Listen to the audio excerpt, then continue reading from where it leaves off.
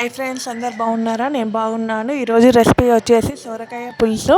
First సొరకాయలను మరీ పెద్ద కాకుండా చిన్న కాకుండా మీడియం కట్ చేయండి. ఆనియన్స్ కూడా కట్ చేసి పెట్టుకోండి ఫ్రెండ్స్. ఒక నిమ్మకాయ సైజ్ అంతా చింతపండు నానబెట్టుకోండి. ఒక గిన్నె తీసుకొని మన కర్రీకి సరిపోయేంత ఆయిల్ వేసి ఆనియన్స్ వేసి ఫ్రై చేయండి ఫ్రెండ్స్. ఆనియన్స్ కొంచెం మగ్గాలి. మగ్గాక మధ్యలోపు మనం చింతపండు రసం కూడా తీసి పెట్టుకుంటే మనకి ఈజీ అవుతుంది. కర్రీ అయితే చాలా అంటే చాలా బాగుంది ఫ్రెండ్స్, నిజంగా చెప్తున్నా. ఒకసారి మీరు కూడా ట్రై చేయండి. ట్రై చేసి కామెంట్ చేయండి. మనం పసుపు వేసి మగ్గినాక అందులో సొరకాయ కట్ చేసిన సొరకాయ వక్కలు ఉన్నాయి కదా ఫ్రెండ్స్, సొరకాయ వక్కలు వేసి ఒక 2 నిమిషాలు మగ్గనివ్వండి ఫ్రెండ్స్.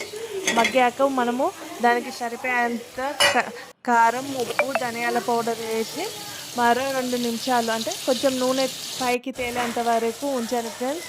తర్వాత మనం కొంచెం నూనె పైకి తేలాక చింతపండు రసం కూడా మనం తీసి పెట్టుకున్న చింతపండు రసం వేసి ఒక 10-15 నిమిషాలు దగ్గరికి వచ్చేదాకా మసలనివ్వండి ఫ్రెండ్స్. కర్రీ అయితే చాలా చాలా బాగుంది ఫ్రెండ్స్, నిజంగా చెప్తున్నా. మీరు కూడా ఒకసారి ట్రై చేసి ఎలా వచ్చిందో చెప్పండి నాకు. కర్రీ అయితే నిజంగా బాగుంది. కర్రీ రెడీ అయింది ఫ్రెండ్స్, చూడండి మీరే. Thank you for watching.